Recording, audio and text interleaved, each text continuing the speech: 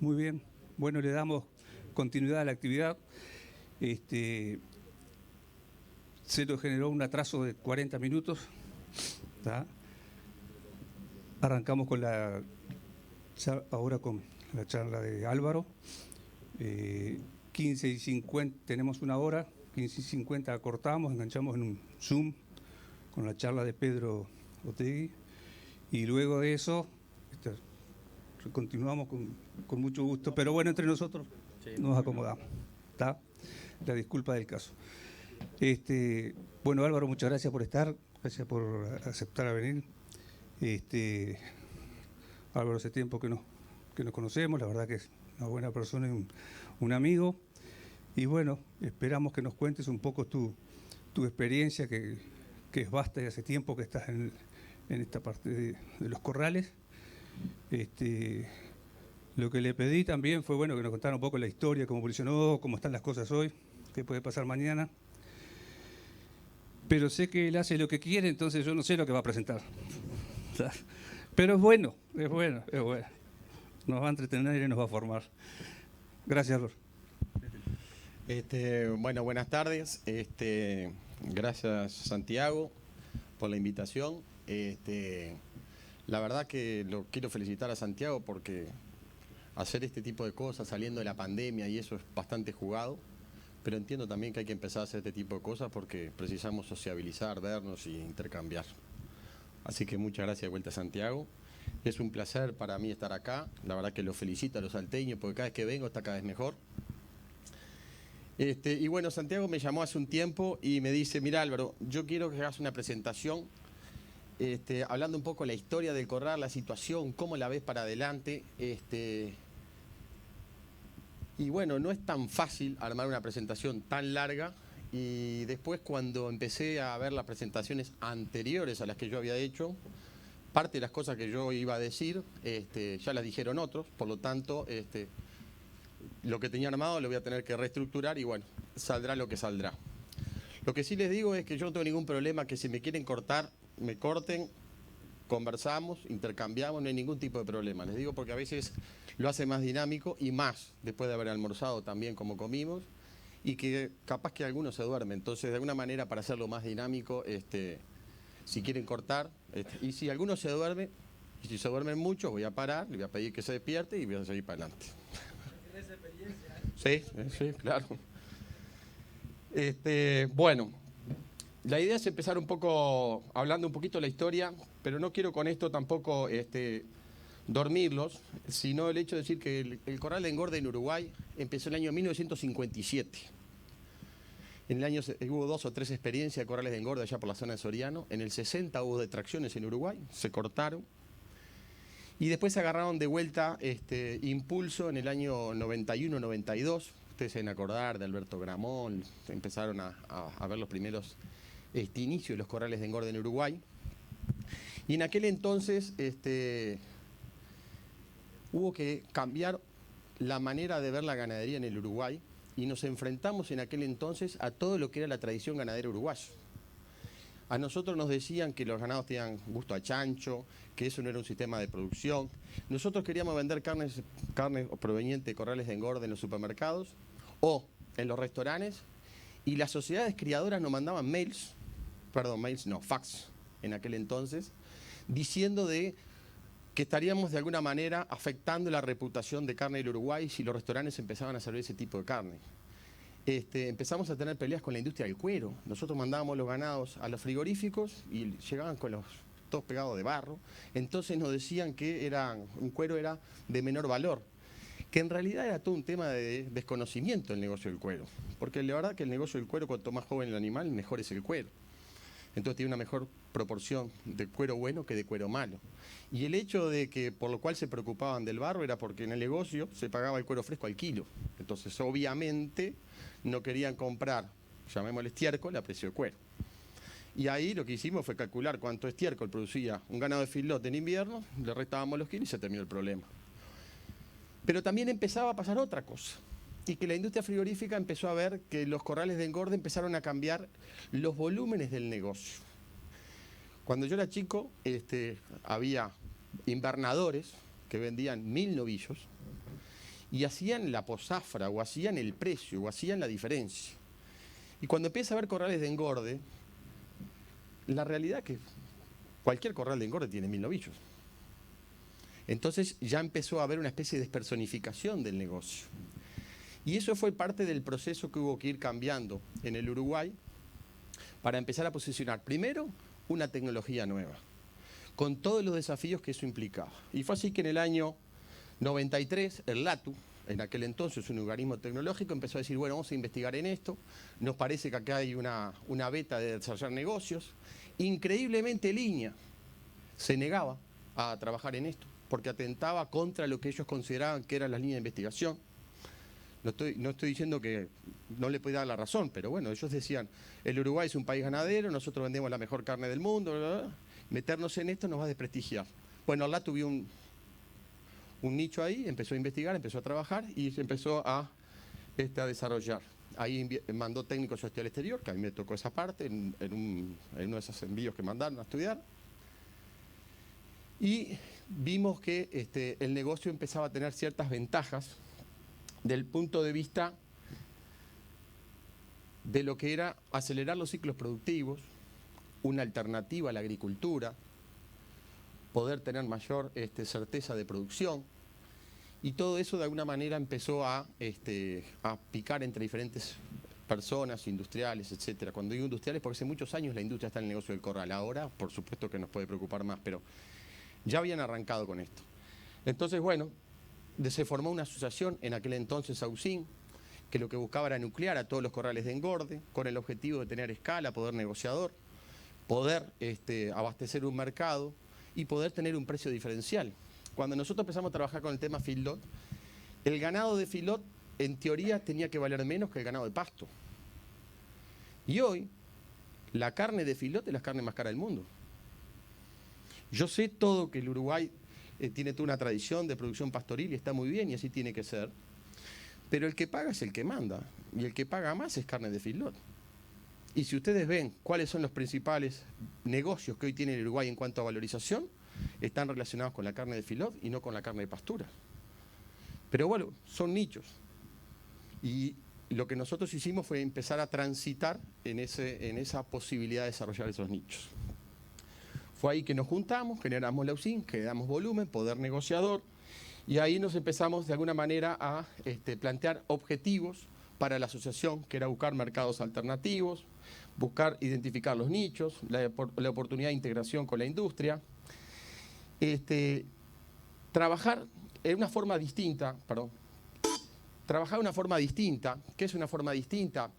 Es empezar a comprometernos, a hacer acuerdos, a la industria decirle, nosotros somos capaces de entregarte tal volumen de hacienda con tales características para adelante, la industria decir, me interesa, y empezar a ver un precio diferencial.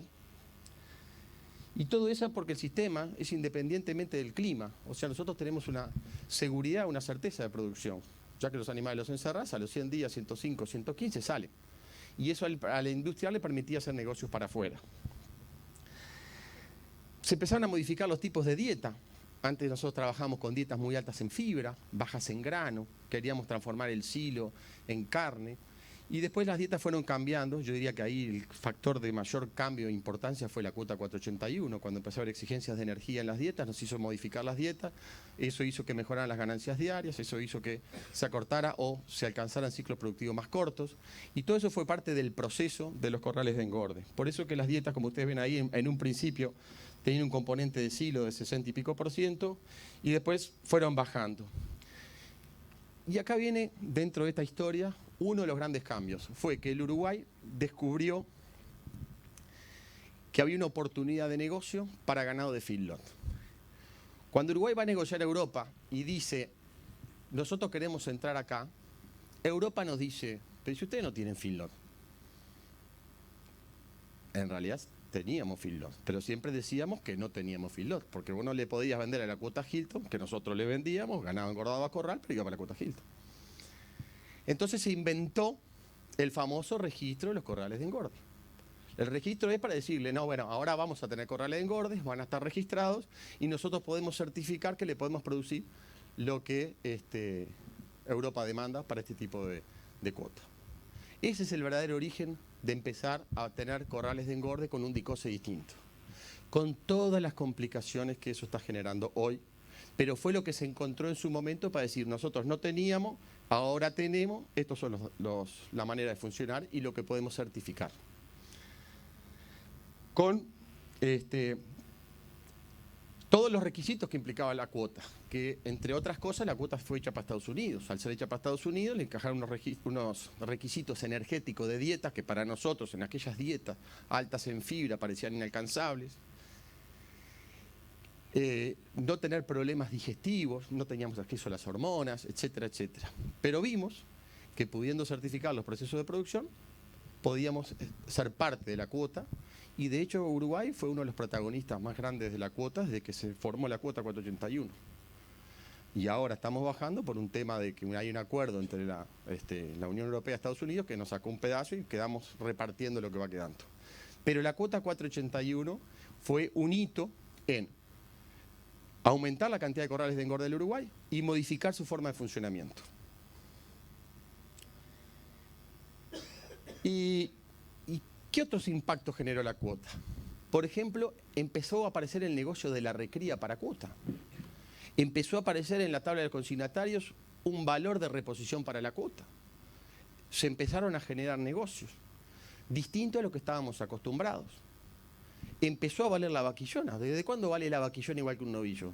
Desde que se termina corral. Siempre la vaquillona valió entre el novillo y la vaca, ¿o no? Hoy vale lo mismo si el peso de terminación es el mismo. Esos son todos los cambios que ha traído la cuota, que a mi entender vinieron para quedarse.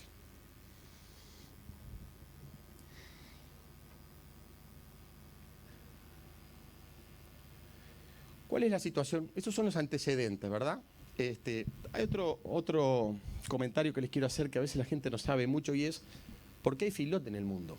Si en teoría los rumiantes comen pasto, del pasto hacen proteína bacteriana hacen síntesis de proteína animal, ¿a quién se le ocurrió darle grano a una vaca? ¿Por qué? Y la explicación es Estados Unidos. Hay una confusión entre carne estabulada y carne de confinamiento o de feedlot. Carne estabulada es de origen europeo, donde los establos, que era el lugar donde las tenían las vacas que le daban de comer ración porque estaban en invierno, la tenían abajo para calentar el ambiente para arriba. Y eso es estabulado. Y la gente confunde el concepto de estabulación con carne de feedlot. La carne de feedlot, la producción industrial, es la carne americana, que la empezó a producir Estados Unidos. ¿Por qué? A raíz de las guerras, los países empezaron a tener autonomía en la producción de alimentos. Entonces Estados Unidos dijo, yo tengo que producir la comida para nosotros. Y empezó a producir grano. Y ahí, cuando se terminan las guerras, dicen, ¿y ahora qué hacemos con estos granos? Y empezaron a ver que dándoselo al ganado, podían acelerar los ciclos y producir un tipo de carne distinta con algunas características o atributos que a la gente le gustaba. Marmoreo. Y eso lo empezó a exportar al mundo y lo empezó a posicionar como un producto estrella. Pero ese es el verdadero inicio de los grandes confinamientos en el mundo.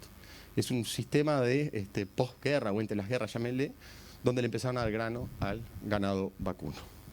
Pues si no, no tiene mucha lógica, pero así nació. Ahora, para posicionarnos, ¿cómo está el tema de los corrales de engorde y cómo está el mundo? Y acá voy a ir rápido, pero sí quiero que manejen algunos números. Y nosotros hablamos de producción ganadera y lo que es importante es empezar a saber, bueno, ¿cuánto ganado hay en el mundo? ¿Dónde está el ganado en el mundo? ¿Quién tiene el ganado en el mundo? Y como ustedes ven ahí los números, en el mundo hay alrededor de 1.000 millones de cabezas de ganado. ¿Dónde? Los rodeos más grandes del mundo, que lo tienen que ver ahí, está el rodeo no comercial más grande del mundo, está en la India, obviamente, que es un lugar sagrado. Y después empiezan el resto de los países. Y ustedes lo van a ver ahí, lo que puede llegar a ser el ganado que hay en Brasil, el ganado que puede haber en China, el ganado que puede haber en... Ahí no lo estoy viendo ahora, pero el ganado que puede haber en la Unión Europea, etc. ¿Y por qué es importante saber cuánto ganado hay en el mundo? Porque esta es una proteína que, dentro de las proteínas animales, es la que está menos demandada del punto de vista de la solución alimenticia, o es más cara. Entonces, el potencial de producción es limitado porque depende de un espacio físico que es lo que pueda transformar el pasto o la pastura en carne. Y dónde está posicionando el ganado en el mundo es lo que te permite ver dónde va posiblemente a producirse más ganado. Si no hay tecnologías que lo aceleren como los corrales de engorde. La producción de terneros en el año, que anda alrededor de los 200 y pico de millones de cabezas. Las exportaciones, ¿cuánta carne se exporta en el mundo? A ver, la carne más consumida en el mundo es la carne de cerdo, alrededor de 120 millones de toneladas. De los cuales 56 millones de toneladas la consumen los chinos. La producción de carne de pollo en el mundo es alrededor de 110 millones de toneladas. Y la producción de carne vacuna en el mundo es alrededor de 60 millones de toneladas. Fíjense que China, y ya me estoy adelantando a otra parte de la conversación, consume tanta carne de cerdo como carne vacuna se produce en el mundo. Otro número. En China se faenan 700 millones de cerdos por año. Son 1.500 millones de chinos, o sea que hay un cerdo cada 2 chinos. Para que vean por qué es la importancia de la carne de cerdo. Y la carne vacuna se produce mucho menos y todavía se exporta unas 10 millones de toneladas. Bueno, ahí tienen los países exportadores de carne e importadores de carne. Acá voy a pasar rápido, ya les dije, porque ya lo dijeron anteriormente. Otro dato no menor es la comercialización de ganado en pie. En el mundo hace muchos años que se comercializa ganado en pie. De hecho, el uno en el mundo en la exportación o la importación de ganado en pie es Estados Unidos, que importa de México y de Canadá. Y si no, la Unión Europea. Nosotros estamos en el mundo de los turcos, etcétera, etcétera. Pero en el mundo se comercializa mucho ganado en pie. De hecho, Australia comercializaba mucho ganado en pie. Entonces, el tema de la exportación de ganado en pie en el mundo es un comercio animal que existe y que tiene su forma de funcionar y es difícil que pueda dejar de existir por más que se le pongan diferentes trabas porque, por ejemplo, Estados Unidos depende de eso para su producción de carne. ¿Cómo es la faena? Y acá otro dato importante es: cuanto más intensivo un sistema de producción, mayor el porcentaje de extracción. Por lo tanto, la faena en función de su stock es mayor. El sumo, Estados Unidos, 30 y pico % de extracción. Hoy, en la presentación, hablaban del 19, 20, yo les voy a mostrar más adelante. Fíjense si habrá para crecer en lo que es el porcentaje de extracción y la producción de carne. Entonces, nosotros tenemos modelos para de alguna manera copiar o crecer para llegar a lo que están en el top de la extracción, que es el 30 y pico %. Que miren que en Nueva Zelanda también está un porcentaje de extracción alto.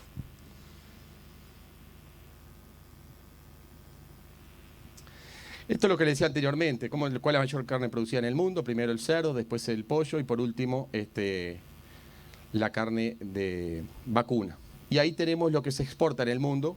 Primero la carne de pollo, después la carne de vacuna y por último la carne de cerdo.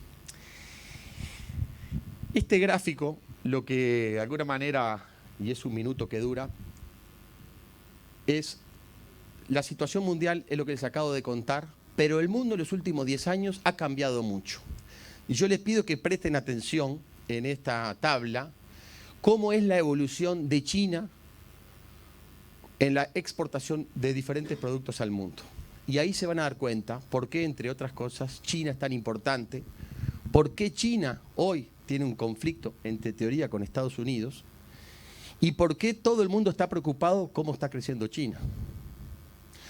Yo tuve la oportunidad de estar en China hace 2 años, y la verdad que de los viajes que yo he hecho que me ha generado un cambio de imagen de lo que es China. Yo pensé que iba a llegar a China y me iba a encontrar a todos los tipos, viste, vestido de gris, con el sombrerito, ese coso, trabajando, y los únicos que vi así son los que ellos tienen para mostrarle a los turistas. El resto es un desarrollo brutal. Yo ahora les voy a mostrar unas fotos. Y parte de todo ese desarrollo y parte de toda esa importancia a nivel mundial de China radica en esto.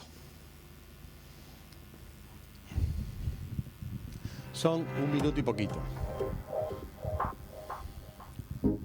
Y les pongo un poco así para que no se me duerman, porque Roy, por ejemplo, ya está con la siestita terminada.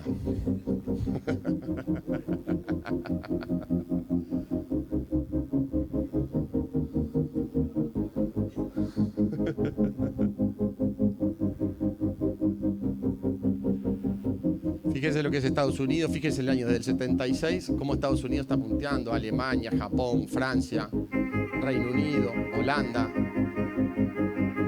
y todavía no aparece China.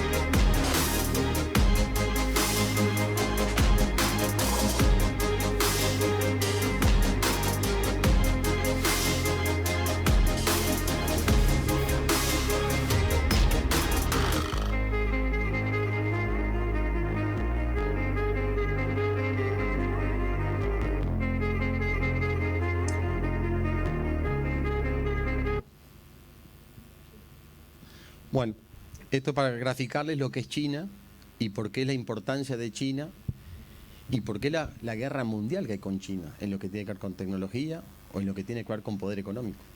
Porque es el crecimiento que tiene, y yo les comenté que de lo que uno pensaba que era China, queda nada más que para el turista.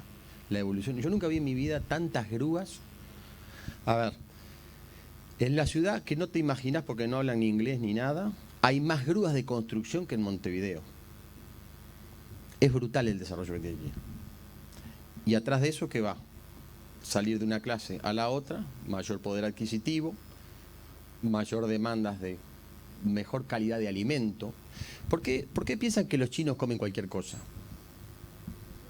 ¿Por qué los chinos comen cualquier cosa? Ustedes todos hablan y vean que los chinos comen arañas, comen víboras, comen murciélagos, ahora el coronavirus. ¿Por qué piensan que comen cualquier cosa?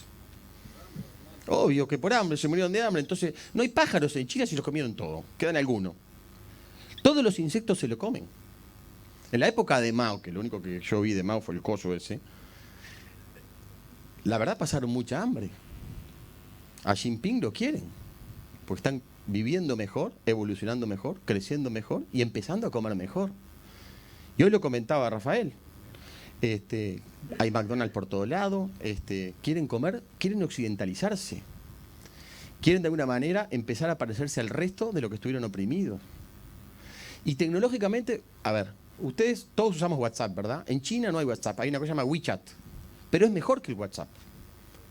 Porque es una mezcla de WhatsApp con Facebook que anda bárbaro. No tienen YouTube, tienen Youku. Y tienen desarrollo, porque son tantos que hay más chinos que todas las Américas juntas.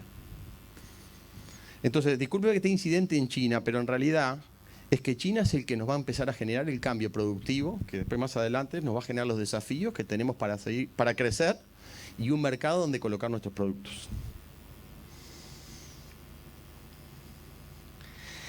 Bueno, ahora vamos a hablar un poco más de cómo está el negocio de Acorral.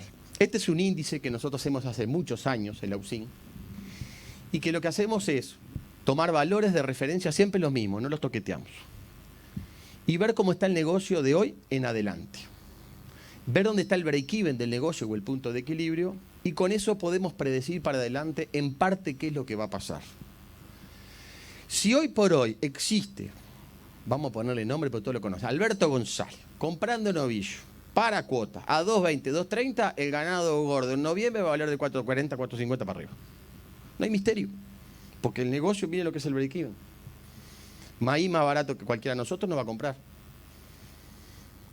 Entonces, una de las cosas que empieza a tener el negocio del corral es poder predecir para adelante lo que pensamos que va a pasar con el ganado gordo. Independientemente de lo que pase hoy circunstancialmente, hoy van a decir, bueno, ¿cuánto va a valer el ganado gordo ahora en septiembre? No lo sé, pero si llega a $5 puede ser, porque tenemos una serie de eventos que nos han posicionado en un lugar que Uruguay puede pedir lo que quiera por la carne, porque no hay muchos proveedores de carne en el mundo. Entonces podemos encontrarnos con un ganado de corral que pueda valer $5. ¿Cómo no? Ahora, vuelve Brasil a la cancha, eso puede cambiar. Pero en el corto plazo es posible que nos encontremos con valores de ganado que no nos imaginamos. Nadie, nos tenemos que pellizcar. Ahora, en el mediano plazo, de acá a fin de año, ¿el ganado gordo va a bajar de 4? No puede bajar de 4, esta cuenta no da. Y el maíz no va a bajar de acá a fin de año. Primer semestre del 2022, ¿cómo va a estar el precio de ganado gordo? No lo sé, pero sí sé que ya tenemos oferta de ganado que nos van a pagar más de $4. Porque otra de las cosas que tiene los corrales de engorde es predecir para adelante. Entonces, si a vos en el primer trimestre del año 2022 te están diciendo, bueno, te aseguro tal precio, es que la están viendo, que el ganado gordo van a precisar y que están dispuestos a poner plata para que la gente arriesgue y ponga a engordar ganado. Entonces, el break-even del negocio, que es un dato que nosotros manejamos, nos está diciendo dónde quiere ir el negocio hoy, con el valor de reposición 2.20, estos precios de los granos. Nos está diciendo qué esperamos que vaya a valer o los precios que estamos cerrando el ganado para adelante y nos predice 6 meses para adelante, además el comportamiento teórico que pueda tener el ganado gordo. Cine negro siempre pueden aparecer. Pero la verdad que da la sensación que tenemos unos cuantos meses para adelante de buenos valores del ganado. Solo basado en leer el mercado, ¿no? Cuánto está la reposición, cuánto sale la comida y lo que están dispuestos a pagar para adelante.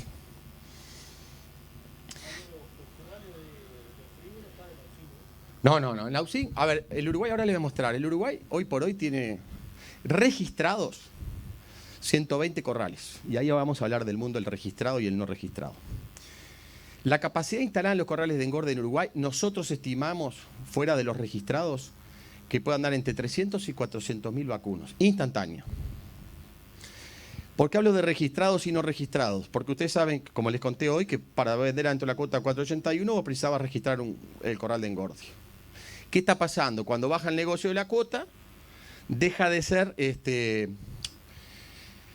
la cuota deja de ser el principal negocio o se empiezan a abrir otras oportunidades de negocio que cada vez que hablamos, van a escuchar hablar en la radio, hablamos del negocio no cuota. ¿Qué es el negocio no cuota? Y el negocio no cuota es ganado o que no cumple con los estándares del ganado de cuota o que viene de un corral que no está registrado.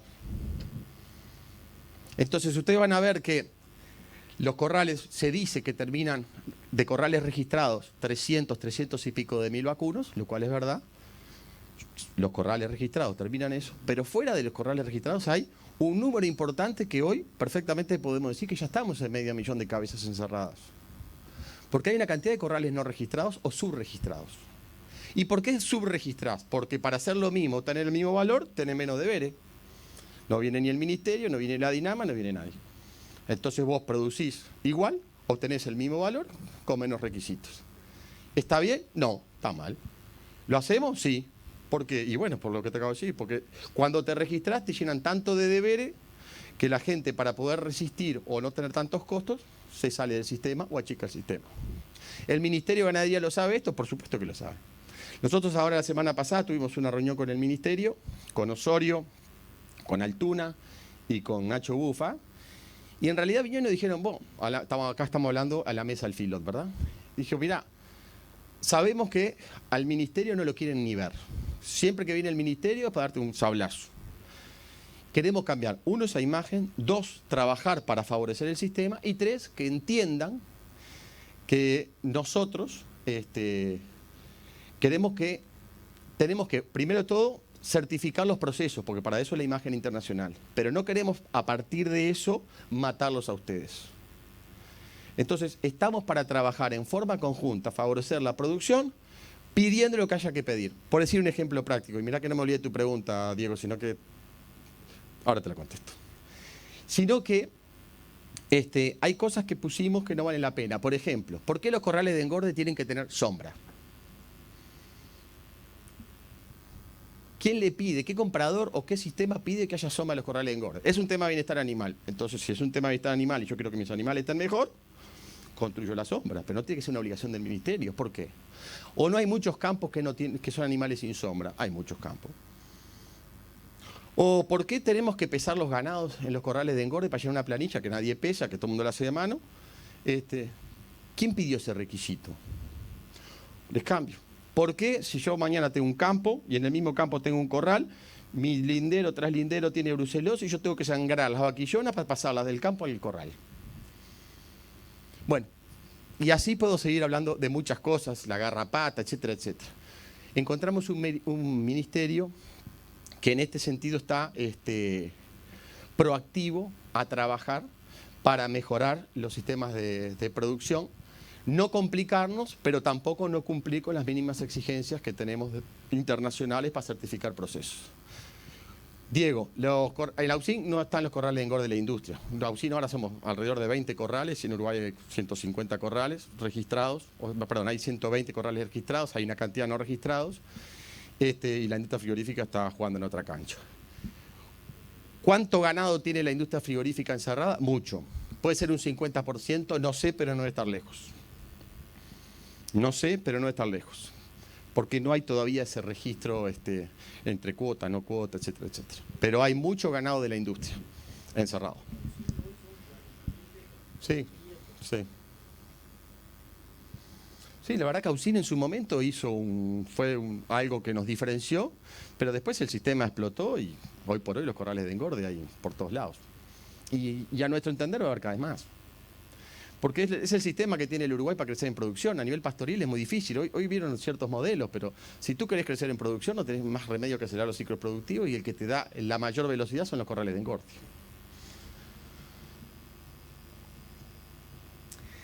Este es el dato al día de hoy. ¿Cuántos corrales al día de hoy? Hay 225.000 animales faenados de corrales habilitados al 4 de septiembre. Del total de los faenados, un 13%, es un 13%, 22% novillos, 18% vaquillonas. Variación respecto al mismo periodo 2020, más 15, donde hay más novillos y bajaron vaquillonas. Hay 105 de los corrales habilitados registran movimientos en ambiente. Y los primeros 10, ¿escuchaste eso, no? Ahí tenés. Ese es el dato posta de los registrados, ¿tá? Pero también sabemos que hay algunos no registrados. Sí. Sí. Sí, sí, sí. Ahora, no estoy diciendo que los primeros 10 sean todos de la industria, pero también te digo que son casi. Pero son casi. Ahora, podemos discutir 2 horas si los corrales de engorde de la industria son buenos o son malos. Yo soy un gran defensor de los corrales de engorde de la industria. Porque entiendo que son los que han generado y son los responsables de haber generado el novillo de reposición de cuota. Son los que le ponen el verdadero precio a ese novillo. ¿Por qué? Porque manejan el sartén por el mango, por un lado. Segundo, es muy difícil para ellos generar un volumen de vacas de cría, etcétera, para producir el ganado de reposición que sea. Y tercero, hasta hace 3 o 4 años, en ese segmento competían. No sé si se acuerdan de aquellas épocas que nos costaba que cuando había más oferta el ganado valiera más. Había un momento que había unas coincidencias muy raras. Entonces, donde verdaderamente se competía era en el ganado de reposición. Y eso se le sirvió mucho al Uruguay. Se le generó un negocio de recría donde nosotros vendíamos un novillito de 3.80, 3.50 a precio de ganado gordo. Sí.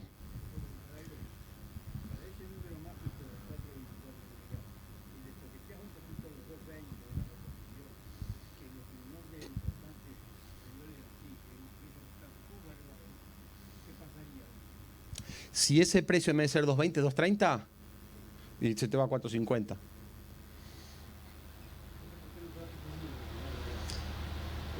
Porque así vos me preguntás, podemos interactuar y yo te puedo explicar otra cosa.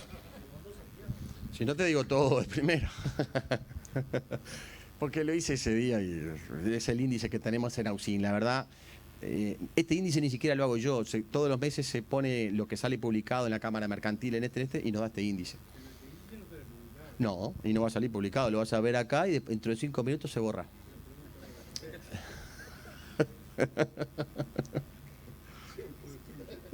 Se autodestruye.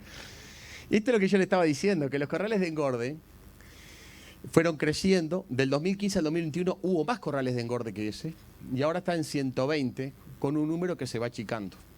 Pero no es que se achiquen, se borran. Hay más, pero se borran. ¿Por qué te borrás? Por lo que les acabo de contar. ¿Qué pienso que va a pasar? Va a venir un asinceramiento entre la producción y el ministerio y vamos a tener que barajar y dar de vuelta. Eso para mí se va a venir. Ahora, ¿qué pasa? Los productores son más confiados. Entonces vos no sabés hasta cuándo, ¿viste?, mostrar todas las cartas. Pero bueno, parecería ser que hay un planteamiento donde para atrás está borrado y para adelante podríamos trabajar en forma conjunta para el ganar-ganar que le dicen. ¿Mantiene los números? ¿En qué? Igual. Vamos a ver. Por ahora es eso, hay cambios. Yo les quiero contar lo que está pasando en el momento, la situación. Sí.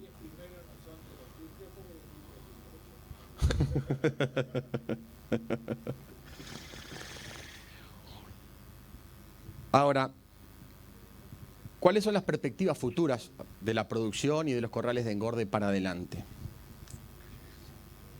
Y dentro de las perspectivas futuras, yo lo que veo es que el Uruguay tiene que empezar o tiene el desafío de crecer en su faena. El otro día, como decía Rafael, participamos de un programa donde había un debate si era posible una faena de 3 millones de cabezas de ganado. Todos coincidíamos que es posible. Podríamos no coincidir el cómo y el cuándo, pero posible es. Ahora, ¿cómo llegábamos a una faena de esas donde el sistema criador confiara en o más vacas o mejores tasas en las vacas? Y bueno, en realidad la explicación de eso es cuando haya absorción. Entonces, vos fíjate lo que está pasando hoy. Novillo gordo 4.55, eso es lo que está valiendo novillo gordo hoy. No de filote. Novillo de filot vale eso más un plus, que los $5 están muy al ladito.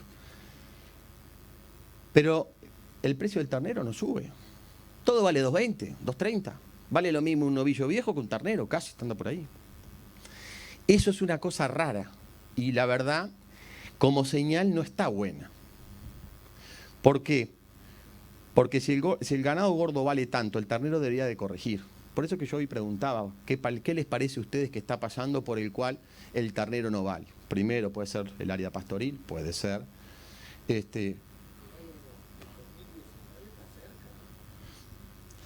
Pero a ver, vamos a hablar de 2019, está cerca. Últimos 3-4 meses el ganado gordo llegó a 4.40, 4.50 y después se hizo puré. Pero hay 4 o 5 cosas que son más estructurales que hoy no están pasando. Lo primero de todo, el grano caro. Si el grano está caro, la carne va a estar cara, no hay vuelta. Primero sube la carne de pollo, después sube la carne de cerdo, después sube la carne de vacuna. Y eso te va a mantener la carne alta, porque la carne en el mundo depende de los granos. Entonces, la expectativa para adelante es que el grano esté caro. Eso no pasaba ahí. Segundo, tenés los países competidores de Uruguay con ganado caro. Hasta ahora Brasil, pre-paga loca, el ganado estaba valiendo parecido al Uruguay. Australia tiene un ganado más caro que Uruguay. Argentina venía camino al Uruguay.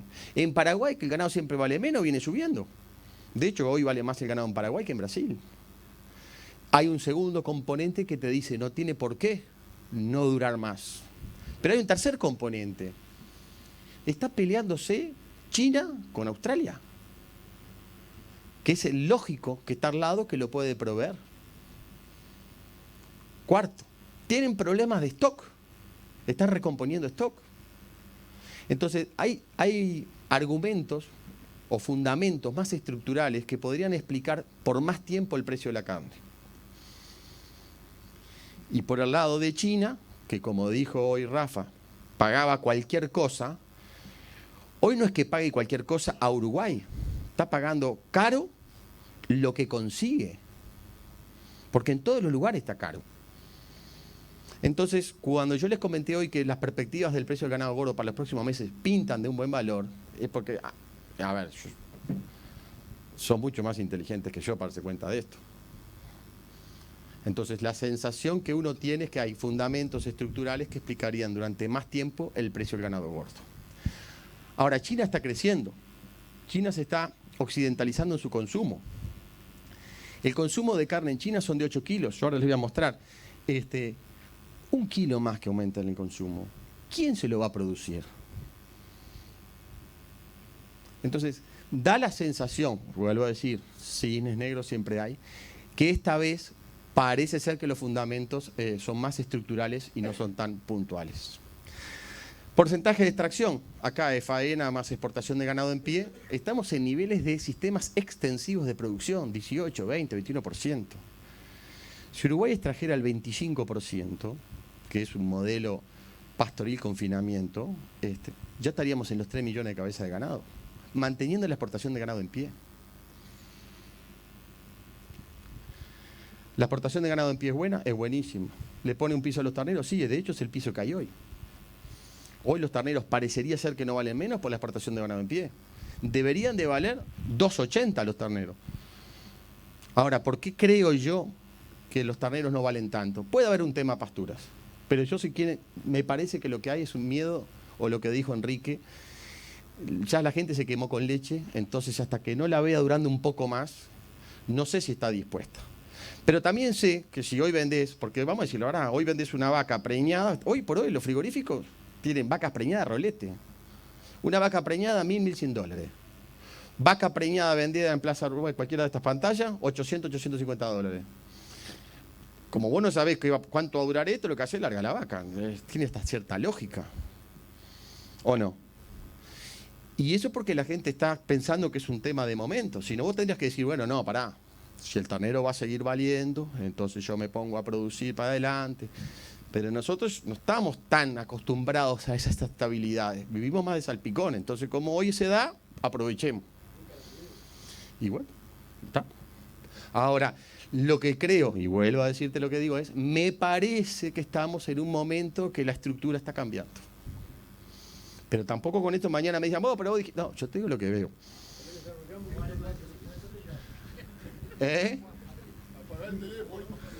No pasa nada. ¿Te das cuenta que a esta altura estoy más curtido con eso?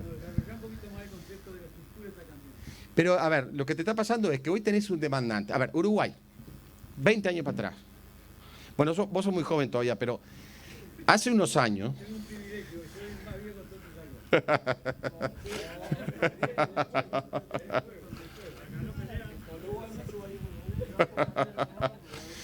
Pero, Martíncho, a ver, antes vos querías producir una carcasa de 230 kilos que diera todos los cortes para la cuota Hilton, ¿verdad o no?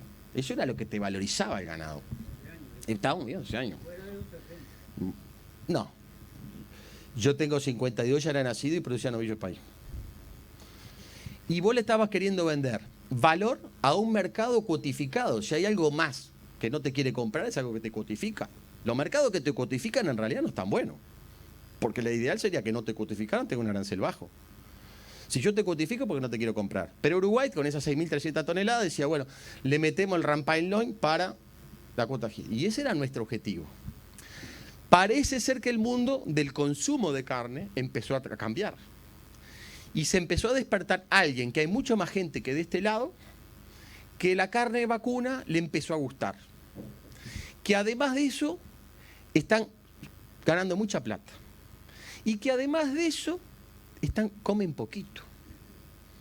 Y si volvemos a uno de los cuadros que yo te mostré, de 1.000 vacunos que hay en el 1.000 millones de vacunos que hay en el mundo, y que los ciclos biológicos son largos, da la sensación de que cualquier aumento de demanda va a ir de la mano del precio. Y eso es lo que yo creo que está cambiando. Y mirá que yo estoy encantado con TLC con China, como le digo más adelante.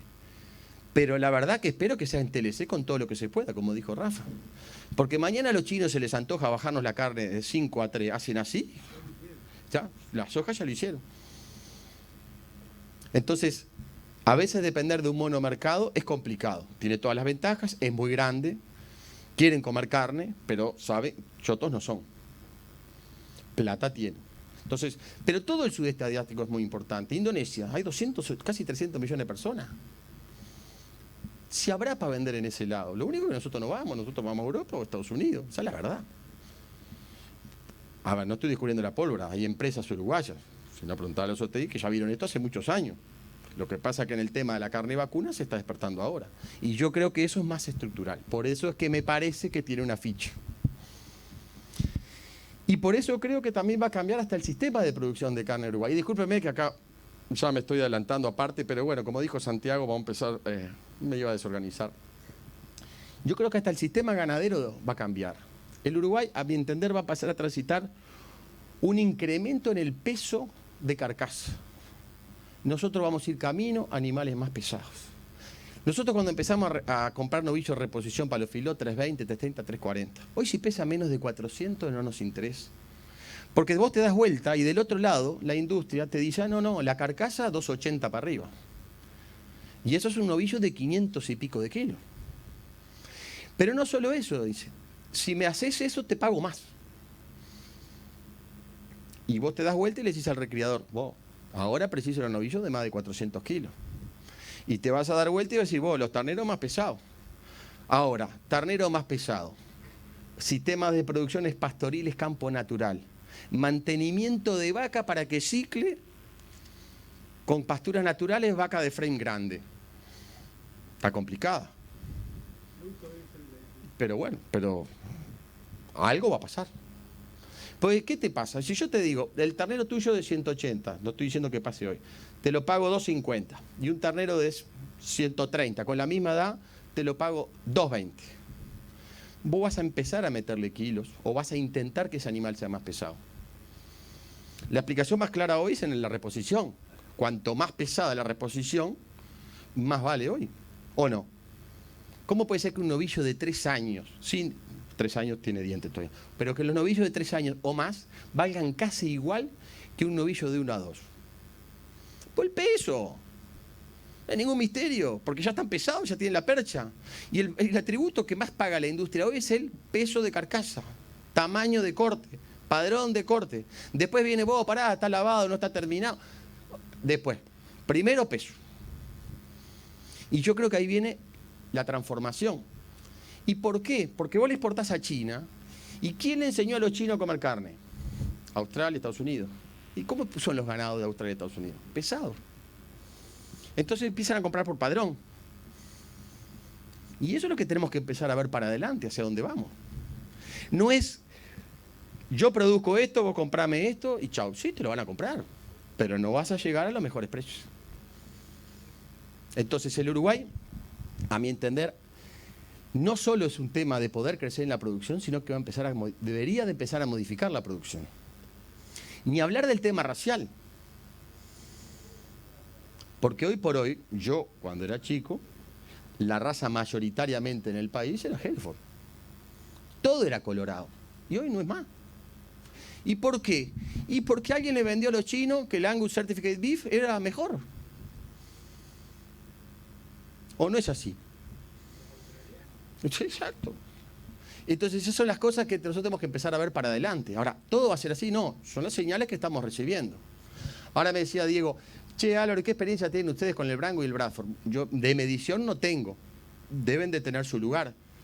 Pero del punto de vista de la calidad de la carne, lo que le han vendido a los chinos, negro. Más, vos vas a cualquier caja de frigorífico,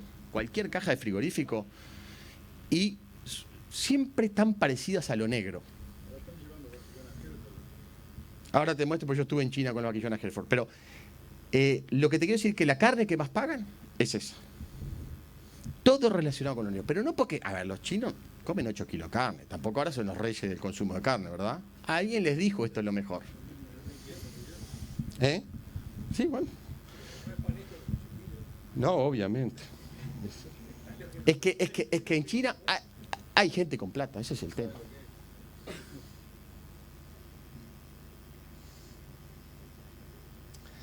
Bueno, este es el stock de ganado en Uruguay, que acá no quiero ahondar en el informe, pues ya lo les dijo Rafa. Lo que sí creo que es importante es el rol de la exportación en pie y lo que dijo ahora el tema de las hembras. ¿Por qué se están yendo las hembras? A ver, ¿saben cuánto vale una vaquillona en China? ¿Cuánto vale una ternera en China? Voy a comprar una ternera en China. ¿Cuánto vale? $8 el kilo. Un novillo gordo, $6 el kilo. ¿Cómo? Se tendría aquí todo. ¿Por qué? Sí, en pie, perdón, en pie. Entonces, hay margen. ¿Y por qué vale tanto? Porque China aquí está en un proceso de querer recomponer stock. Quieren producir para su propio país. Entonces empiezan a ver los canales de abastecimiento de ganado en pie. Uno, Australia, ahora están peleados. Uruguay encontró una beta que es la exportación de ganado lando. Llegan al puerto, del puerto van a los diferentes emprendimientos lecheros. Pero se descubrió otra beta que China estaría autorizando el ingreso de animales puros para la reproducción. Somos uruguayos, todo puro. Ahora, en China es posible todo. Por lo tanto, llegan las Hereford, en realidad compran cuantificados, te dicen yo te compro 100 vaquillonas, 40 Holando, 20 Angus y 30 Hereford. Llegan a China, la suben arriba, va a una cuarentena, que hay 3 cuarentenas en China, así que imagínense si estará concentrado el negocio ganado en pie. Y después de ahí agarran un camión y se van a Mongolia, lejos. Y ahí están los lugares de cría de ganado en China. Con provincias de producciones de maíz de 12, 14 mil kilos. Corrales de engorde enormes. Ahora les voy a mostrar fotos. Entonces la exportación en pie en Uruguay es un factor deformador de precio. Segundo, en el tema de las hembras se la está valorizando. Y tercero, al productor le está dando una base de un potencial precio de un negocio. Que yo creo que hoy no debería ser el valor más caro de vender. Porque el precio del gordo lo debería arrastrar. Pero está pasando lo que hablábamos al principio. Está injusto el precio del ternero. Ahora, yo creo, y en eso coincido con Rafa, de que el ternero, estamos hablando de un ternero entre los 280 y los 230 kilos, ¿ah? Que le decimos ternero porque otra cosa no hay, pero en realidad terneros ya casi que no son. El salto va a venir cuando sigamos vendiendo todo, se van a dar vuelta y van a decir, ¿y qué hay para comprar? Pues yo vendo una vaca en $1000, un novillo gordo en 1300, te da la vuelta y bueno, ¿y ahora qué compro? No hay tanta oferta de novillo grande. Y ahí donde yo veo que va a venir la demanda de vos, comprar lo que sea. Y ahí donde yo veo que la gente presionada por la oportunidad de realizar con la primavera, y es lo que hay, ahí puede haber una valorización del tema del ternero. Y la hembra viene de la mano de esto, y la hembra, que también en los corrales de engorde, tienen un valor siempre y cuando pesen igual que el macho. Sí.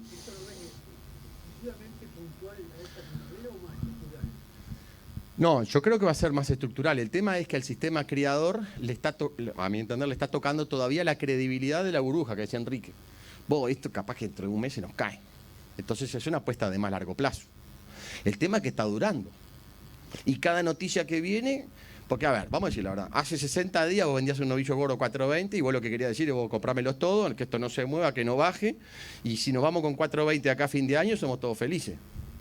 15 días después, 440. Y ahora estamos y 450. Se ve que lo vendía a 4 y está a 450 y lo tenía todo guardado. Bueno, pero todavía estás a tiempo, porque vos vas a hacer de lo que te vas a dar vuelta y algo vas a tener que pescar. Pero acá lo que yo decía, si ustedes van a Estados Unidos, el novillo y la vaquillona valen lo mismo. Y yo creo que en Uruguay además va a haber otro componente, que es más difícil de explicar y es... En Uruguay hay una cosa que no pasa en muchas partes del mundo y es que la vaca vale tanto como un novillo. Eso no pasa en otras partes del mundo. No puede valer una vaca como un novillo si es una carne de descarte. Pero en Uruguay vale. Normalmente en el mundo lo que vale son los novillos, las vaquillonas y la vaca de descarte. Menos en Uruguay y en algún otro país. Pero si vamos a ir un camino, en teoría, y acá esta no sé cómo va a pasar, debería de valorizarse la carne de buena calidad, animales jóvenes, etcétera, etcétera, y la carne de animales más viejos debería de verse resentida. Pero no sé si va a pasar, porque la industria acá es un crack. Te convierte algo que parece de descarte en algo que es muy bueno. Y lo sabe vender. Entonces, ¿por qué lo vamos a desaprovechar? Pero en el fondo eso... Claro, pero vuelvo a decirte, ¿por qué? Pero en el fondo, que está bien que hagan, y yo si puedo vender la vaca $5, la voy a vender igual. Pero en el fondo, si ustedes se ponen a pensar en la esencia del negocio del criador, atenta contra el negocio. Porque le vale tanto la vaca que en la estructura de venta de un criador y contribuye mucho en el dinero que obtienen por año. Entonces a veces al criador, si tiene 70, 80 o 90, no importa tanto. Porque si la vaca vale, hacen caja y están los terneros, pero tienen ingreso. Pero eso pasa en Uruguay, no pasa en muchas partes del mundo. Este es otro tema, que la evolución del peso de las carcasas, esa es una gráfica que hoy hablábamos con Rafa, pero fíjense que si 1 kilo que aumente el peso de las carcasas, son 2.000 toneladas más de carne que produce el Uruguay. O sea, la misma percha, 1 kilo más. 10 kilos o lo que sea. Entonces, no solo tenemos como potencial crecer en la cantidad, perdón, en el alquilaje lo que faenamos, también tenemos la posibilidad de crecer en la cantidad de lo que faenamos. Entonces, parecería ser que tecnológicamente todo es posible de alcanzar y de producir más y de exportar más. Porque además otra cosa que está pasando en Uruguay que antes no pasaba. El negocio del abasto es un negocio que se está achicando muchísimo. Nosotros fuimos abastecedores, nosotros faenamos para el abasto. Era un lindo negocio vender vaquillonas para el abasto, pero eso se está muriendo. ¿Por qué? Porque Uruguay está haciendo una cosa fantástica. Está exportando carne cara y comprando carne barata en Brasil o en Paraguay. Y que en realidad es el ideal. Y que lo hace Estados Unidos. Si hay un modelo que lo hace, es Estados Unidos. Entonces, yo creo que estamos frente a desafíos distintos a lo que estábamos acostumbrados. A ver, yo sí lo preguntaba hoy, ¿de dónde salió todo el ganado que estamos faenando hoy? Estábamos todos pensando en una posafra y acá se sigue faenando y se sigue faenando. ¿Y dónde sale todo este ganado? Y aparece, y se faena, y la otra semana se faena. Hubo un sesgo ahí hace unos días que iba a cerrar minera, no sé que salió Bacalhau en Brasil, le dijeron, vos cerrábamos, ahora abrimos de vuelta, flum para arriba. Y están faenando. Entonces, yo veo que hay cosas que si el mercado demanda una señal, hay cambios que se producen en forma muy rápida. Y la tecnología, para mí, son los corrales de engorde. Que con estos valores te permite absorber perfectamente todo el precio de los granos, etcétera, etcétera.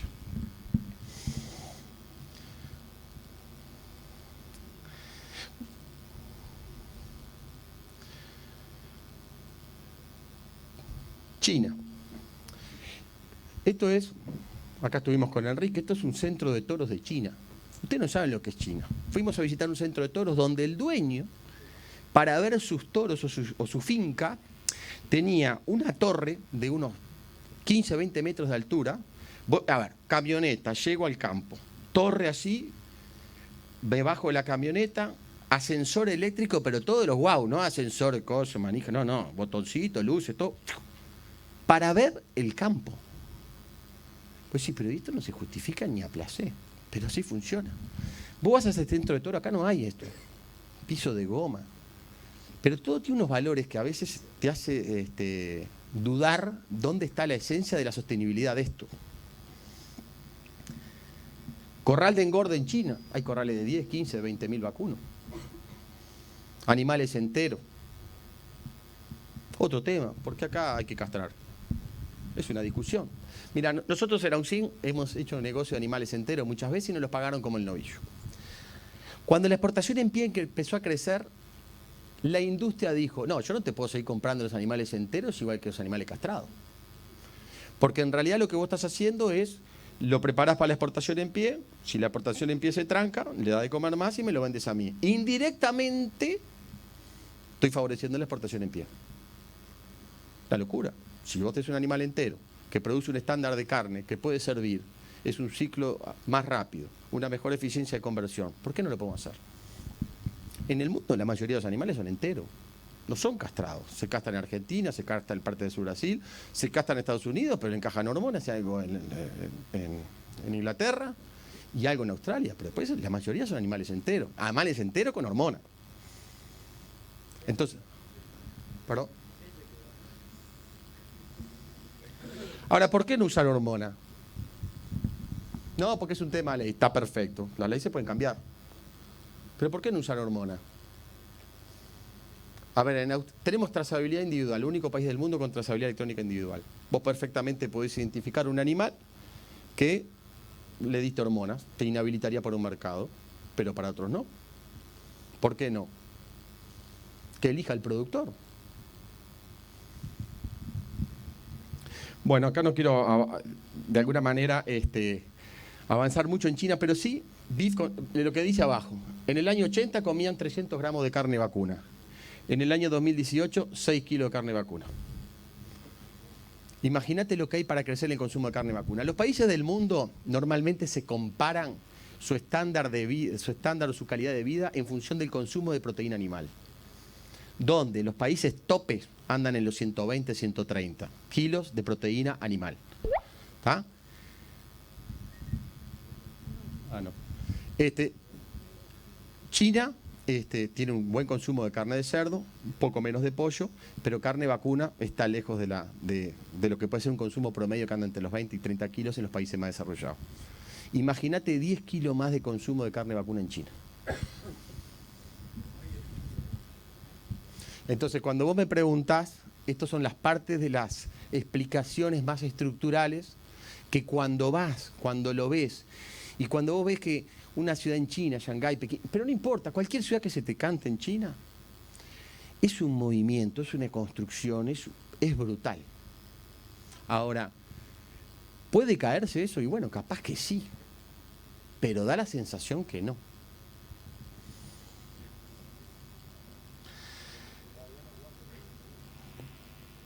Bueno, estos son gráficos. Esto es para mostrarles cosas distintas de China, que a veces vos decís, bueno, los chinos tienen todo esto, pero también tienen estos sistemas muy particulares de producción que también andan y pagan valores brutales. En este caso se los traje porque es de ganado Wagyu. Pero miren cómo los tratan. Creo que tiene música.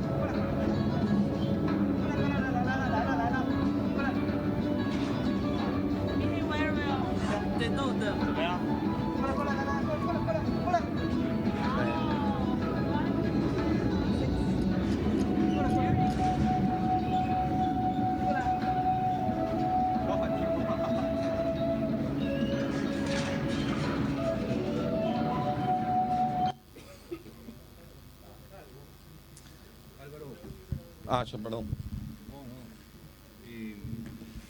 ¿Querés cortarla acá y chau? Sí.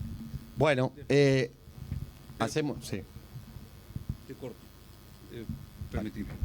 Primero, te pido disculpas, tenemos que cortar. Vamos a seguirla porque en realidad, obviamente que está espectacular. ¿Está?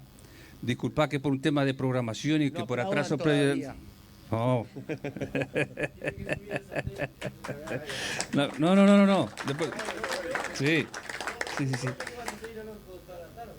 Ah, por el atraso que tuvimos, etcétera, tenemos que tomar la charla con Zoom con Pedro Tegui, que se había quedado coordinada para este momento, ¿tá? Entonces eso nos da esa rigidez, pero bueno, después le damos la flexibilidad posterior que entendamos conveniente para continuar con Álvaro, ¿tá? Así que bueno, conectamos acá y vemos.